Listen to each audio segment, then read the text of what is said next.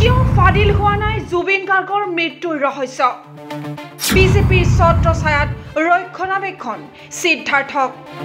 জুবিন গাৰ্গক মৃত্যুৰ মুখলৈ ঠেলি দিয়া মানুহবোৰ বিজেপি দলৰ কিয় সিবিআইৰ তদন্তক ঘোষণা নকৰে মুখ্যমন্ত্ৰীয়ে জুবিন গাৰ্গৰ মৃত্যুৰ আজি 11টা দিন জুবিন গাৰ্গৰ ন্যায়ৰ দাবীত ৰাজপথত অসমীয়াৰ বজ্ৰকণ্ঠ জুবিন গাৰ্গৰ মৃত্যুৰ ন্যায় বিচাৰিছে প্ৰত্যেকগৰাকী অসমীয়াৰ এটাই দাবী মৰমৰ শিল্পী জুবিন গাৰ্গৰ মৃত্যুৰ উপযুক্ত ন্যায় দিব লাগিব চৰকাৰে অন্য হাতেদি সামাজিক মাধ্যমতো জাষ্টিছ ফৰ জুবিন গাৰ্গ নামেৰে ট্ৰেণ্ড উঠিছে তাৰ মাজতেই কৃষক মুক্তি সংগ্ৰাম সমিতিৰ নেতা আকাশ দলেৰ মন্তব্য সৃষ্টি কৰিছে তীব্ৰ আলোড়নৰ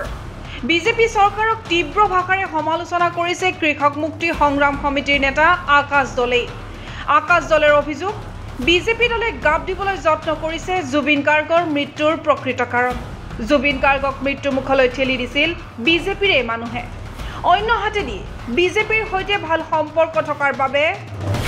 বিজেপিয়ে ৰক্ষণাবেক্ষণ দিছে কালপ্ৰিত সিদ্ধাৰ্থ শৰ্মা যিগৰাকী জুবিনদাৰ মেনেজাৰ হিচাপে আছিল সেই ব্যক্তিগৰাকী ভাৰতীয় জনতা পাৰ্টিৰ যুৱ মৰ্চাৰ সাংস্কৃতিক বিভাগৰ সহতত্ত্বাৱধায়ক হিচাপে আছিল গতিকে এই সিদ্ধাৰ্থ শৰ্মাই যে আপোনাৰ বৰ্তমান সময়তো চৰকাৰৰ ফালৰ পৰা আসলে ৰক্ষণাবেক্ষণ পাই আছে মূল কালপিত হোৱাৰ পাছতো আমাৰ হিয়াৰ আমথু আমাৰ জাতীয় সম্পদ জুবিনদাক মৃত্যুৰ মুখলৈ ঠেলি দিয়াৰ পাছতো সেই ব্যক্তিগৰাকীক যে আপোনাৰ সিআইডিয়ে বৰ্তমানলৈকে কৰায়ত্ব কৰা নাই মানে সেই কথাটা যে উলাই পৰিলে যে সেই ব্যক্তিজন হৈছে ভাৰতীয় জনতা পাৰ্টিৰ সদস্য এতিয়া ভাৰতীয় জনতা পাৰ্টিৰ সদস্য হল বুলি আপোনালোকে সিদ্ধাৰ্থ শৰ্মাক দুখমুক্ত কৰিম বুলি ষড়যন্ত্ৰ কৰি আছে নেকি সময়বিলাক যে দি আছে আপোনালোকে নিশ্চয় দেখা পাইছে যে আমি সেই কাৰণে এই গোটেই জুবিনদাৰ মৃত্যুৰ ঘটনাটোৰ ক্ষেত্ৰত যি ইতিমধ্যে সিআইডি বা এসআইটিক আসলতে তদন্ত কৰিবৰ কাৰণে দিয়া হৈছে হেতুত আমি আৰম্ভণিৰ দিনটোৰ পৰাই যে কৈ আছো যে হেয়া সিআইডি তদন্তত সঠিক ফলাফল নাহে গতিকে সিবিআই তদন্ত হ'ব লাগে আৰু মুখ্যমন্ত্ৰীয়ে যে সিবিআই তদন্ত নিদিয়ে সেই কথাটো আজি প্ৰমাণ হৈ গল মানে বিজেপিৰ সদস্য সিদ্ধাৰ্থ শৰ্মা সেই কাৰণে এতিয়া সিবিআই তদন্ত দিব নোৱাৰে আমি সিবিআই তদন্তই কেৱল কোন আমি ন্যায়িক তদন্তও সেই কাৰণে বিচাৰি আছো মানে গণ্ডগোল আছে ইয়াত মুখ্যমন্ত্ৰী হুৱে বাৱে থকা মানুহবিলাক ইনভলভ হৈ আছে জুবিনদাক হত্যাৰ মুখলৈ ঠেলি দিয়া মানুহবিলাক এই বিজেপি দলৰ মানুহ আজি শ্যামকান্ত মহন্ত বেলেগ নহয় আজি সিদ্ধাৰ্থ শৰ্মা আপোনালোকে দেখিলে বিজেপিৰ যুৱ মৰ্চাৰ কেন্দ্ৰীয় কমিটিৰ তেওঁ সাংস্কৃতিক বিভাগৰ সহতত্ত্বাৱধায়ক কেন্দ্ৰীয় কমিটিৰ মানে ষ্টেট কমিটিৰ গতিকে সেই ব্যক্তিগৰাকী কেনেকুৱা পৰ্যায়ত আসলে ক্ষমতাশালী সেই কথাটো আপোনালোকে নিশ্চয় শেহতীয়া কাৰবাৰবিলাকত দেখিবলৈ পাইছে আজি আপোনালোকে নিশ্চয় শুনিছে যে সিদ্ধাৰ্থ শৰ্মাক দিল্লীত মুখ্যমন্ত্ৰীয়ে লগো পাইছিল তাৰ পাছতো এৰেষ্ট নাই কৰা